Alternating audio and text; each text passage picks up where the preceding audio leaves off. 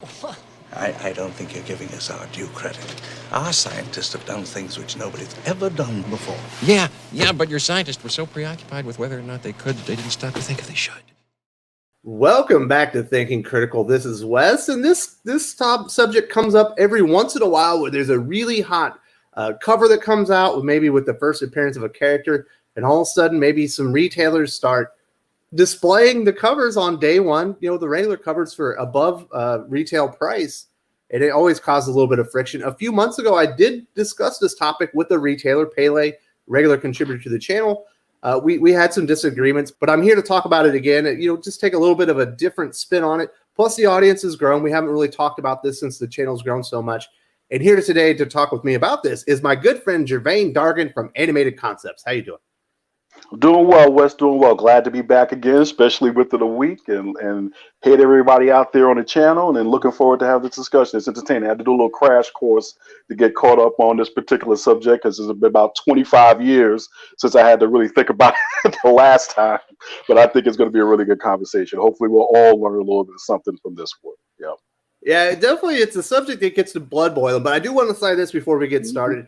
If you've been visiting the channel or this is your first time, if you're enjoying the content, definitely subscribe to Thinking Critical YouTube. If you enjoyed this conversation, give us a huge thumbs up. If you think we're a couple of rubes, give us a couple of big thumbs down. Let us know in the comment section. We absolutely appreciate the feedback, good and bad. And also, if you want more information about Animated Concepts, there will be a link in the video description so you can check out Jervain's new comic book project. Now, Jervain, last time I talked about it, it was another cover, but today, I guess the 1 in 25 variant cover for Death Metal Legends of the Dark Knights #1, which is like the origin story of Robin King, which is a character Scott Snyder has been, pumping up. He's been hyping the character big time. I guess in the pre-orders, they're already selling on eBay upwards of like $300.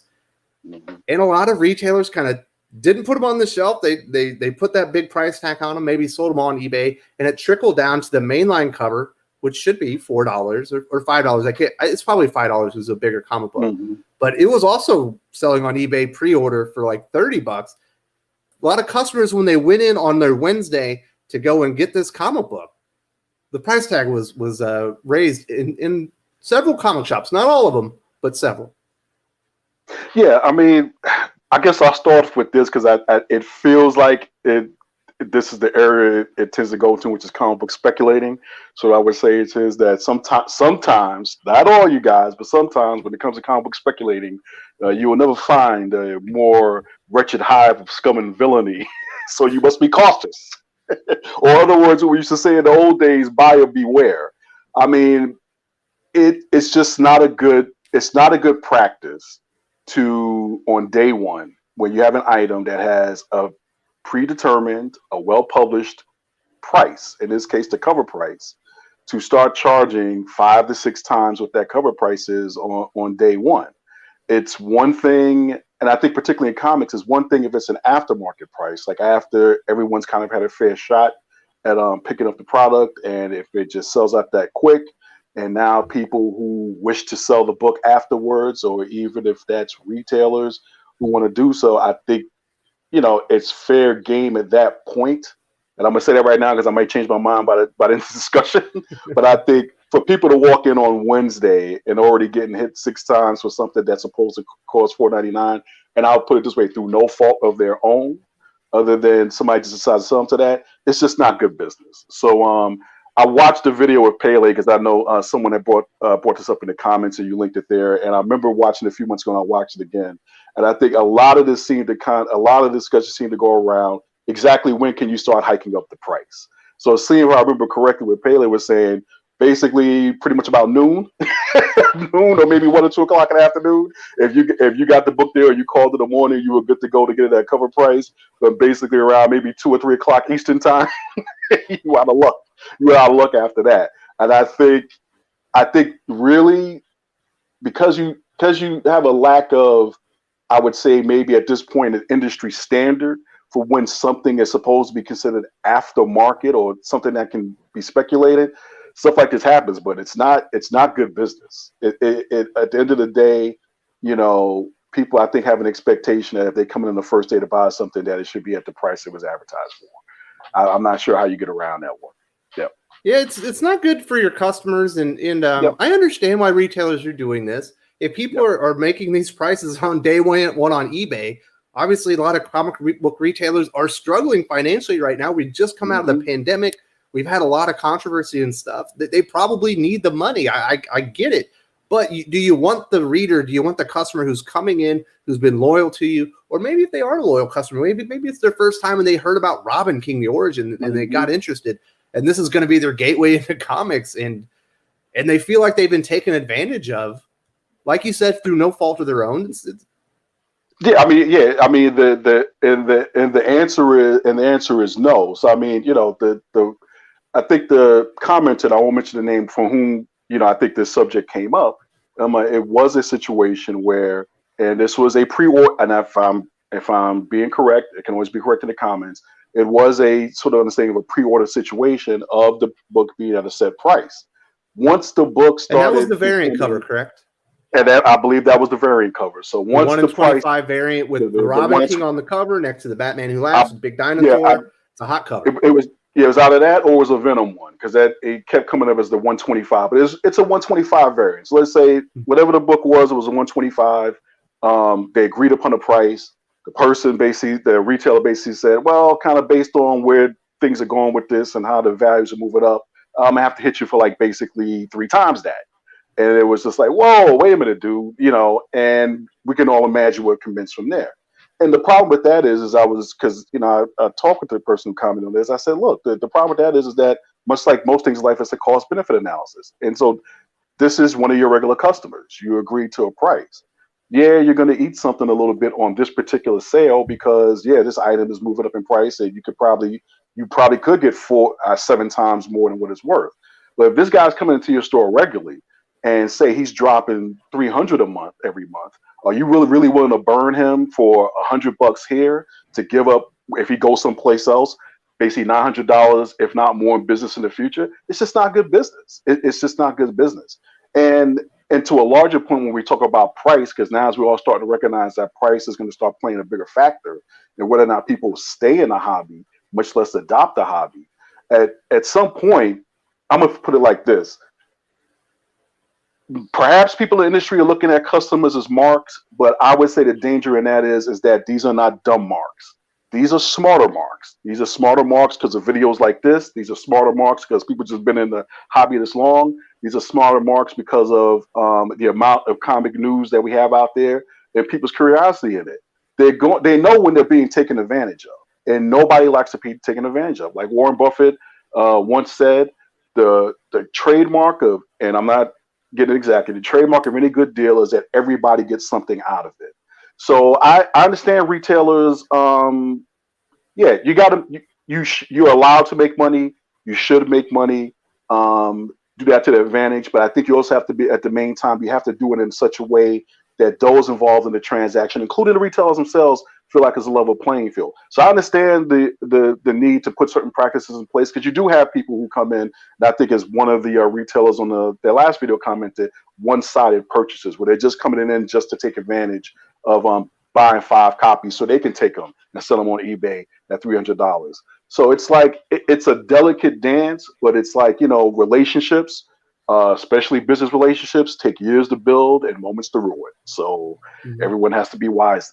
Everyone has to be wise in this. Yeah. So the variant cover question is a little bit more nuanced than just the A cover, the one that should be out, that everyone has access to. That's normally just the cover price. You don't normally see that one spiked up. Obviously, we did see that a little bit with the Legend of the Dark Knight. I definitely heard about it.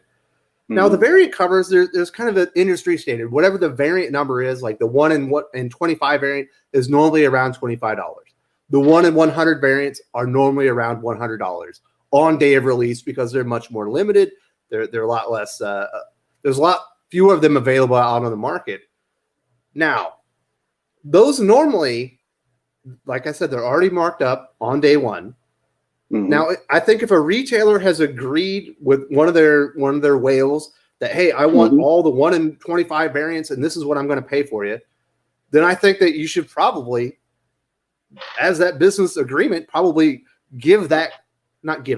sell that comic for the price that was pre-agreed upon, whether it's a hot comic or not.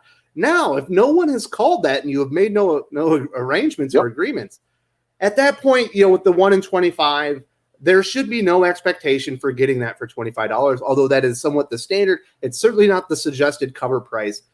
Mm-hmm. And I think that the market kind of can dictate that. So I think the variant question is more nuanced. Now, people shouldn't be getting screwed over if they've already made an agreement or an arrangement with their retailer, the local comic shop.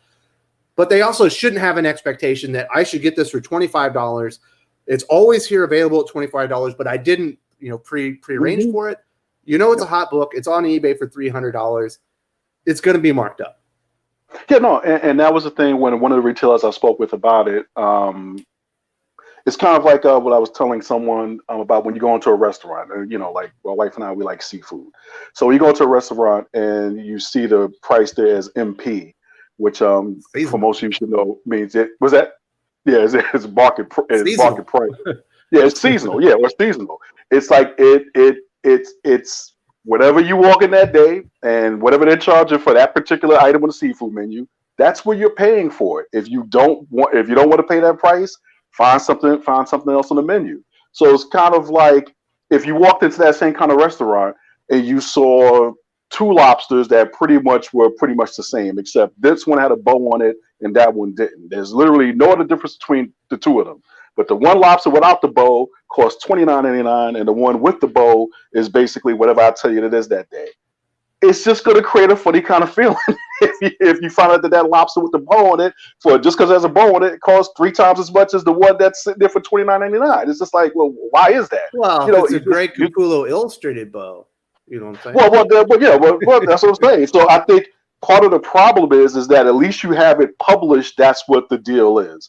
I think when you have with the variants, because I said to the retailers, I said this seems to be pretty easy to solve, which is just all the ratio variants. Just don't put a cover price on them, and that's it. Even with the main variant, like other words, the one that's not the regular cover, but I guess the next one after that, before just the regular variant, not the ratios. Just don't put a cover price on it. Don't put a price out there. And then everybody over time will figure out that basically, unless you make a prearranged deal, when you walk in the store, I'm going to charge you whatever the price is that day.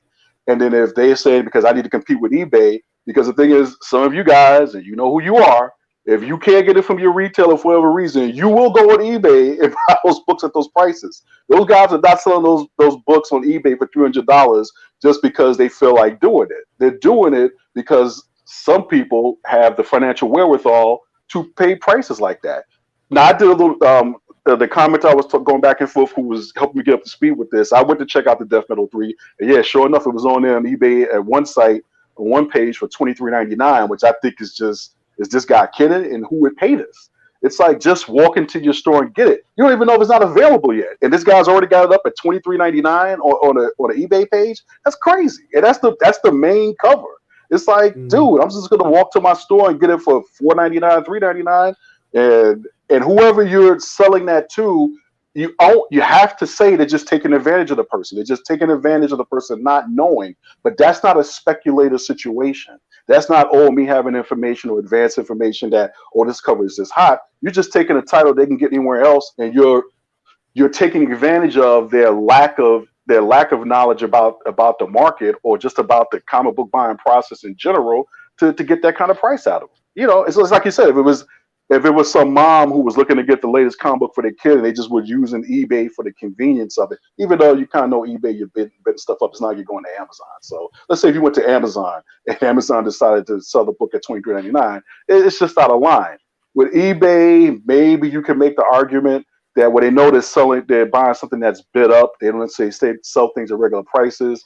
But okay, that's between you and how you sleep at night. But the simple fact of the matter is, there is a retail price, a determined price for the product on the cover itself.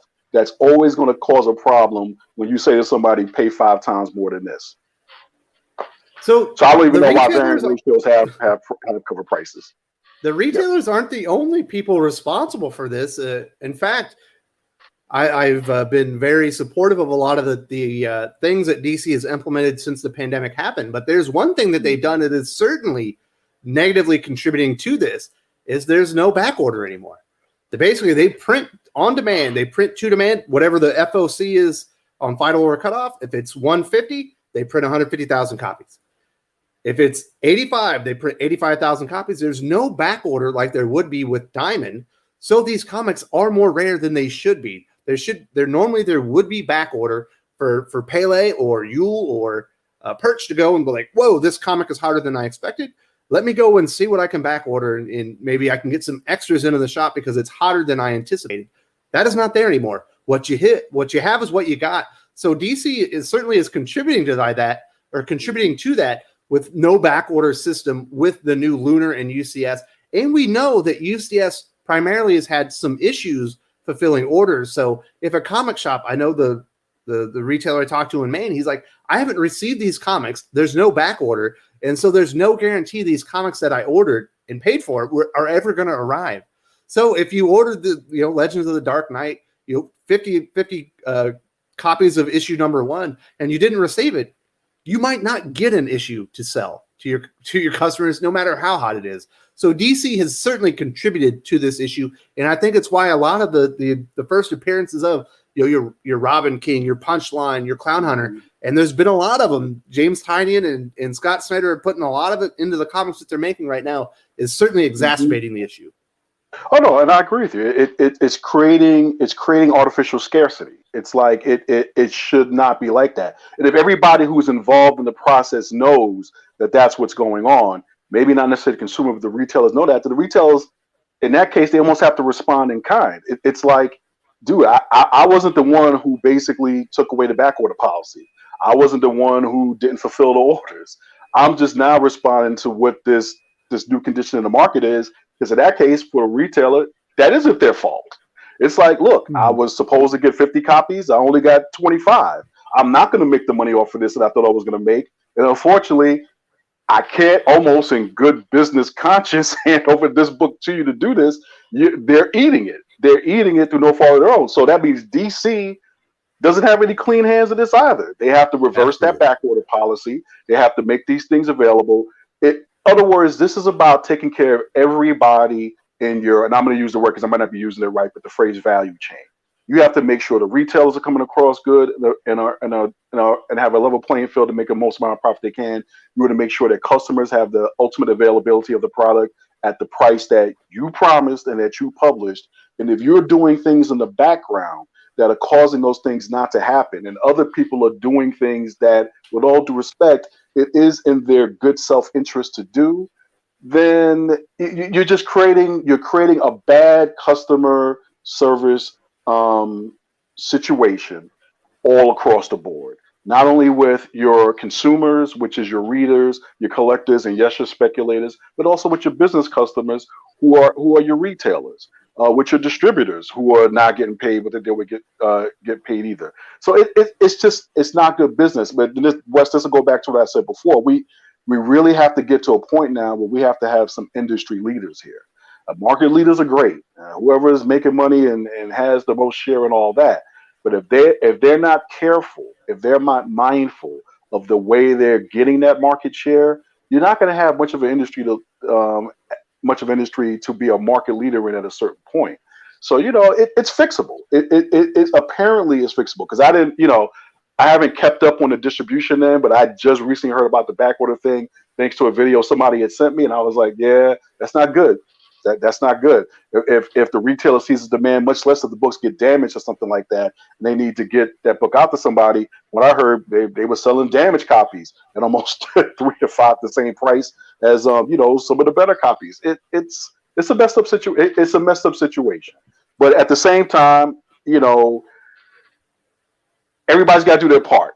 It's as simple as that. Everybody's got to do their part to have a good experience in terms of buying these books. So people want them. So, Gervain, we are kind of coming to the end of the conversation, and there is a segment of customers who we might not have talked about their situation, and I believe that's because that situation is so black and white and so wrong that if this is happening to you, you don't need this information. You probably already should have closed your pull list and moved to a new comic shop. And that is if you had Legends of the Dark Knight, a cover on your pull list, you came in it was not available, but that comic was on the shelf for like $20. Because if that's what your retailer's doing for you, and that's how much he doesn't appreciate your customer, your patronage, or coming back and being a loyal customer with a pull list, you need to find a new retailer, because people that are doing that are absolute scumbags. Yeah, so that'll go back to what I said in the beginning about those who belong to that hive of scum and villainy. Because Wes, if you're not planning on putting a link in for the Pele video, I really think you should, because I watched that video and Pele made the same point. It's like I'll put it in the video description. Yeah, exactly. Close your pull list. Thank your retailer for the memories. Find someplace else, either physical or online. Go there and take your business, because that is a completely divorced situation from what we're talking about here.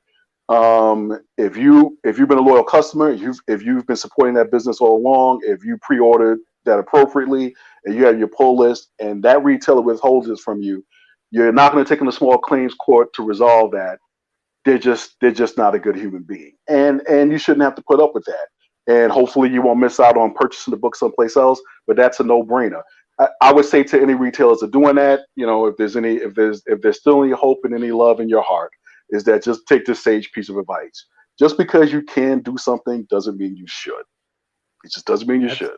I know you can do it. Ian Malcolm situation. That's probably going to be the lead into the video.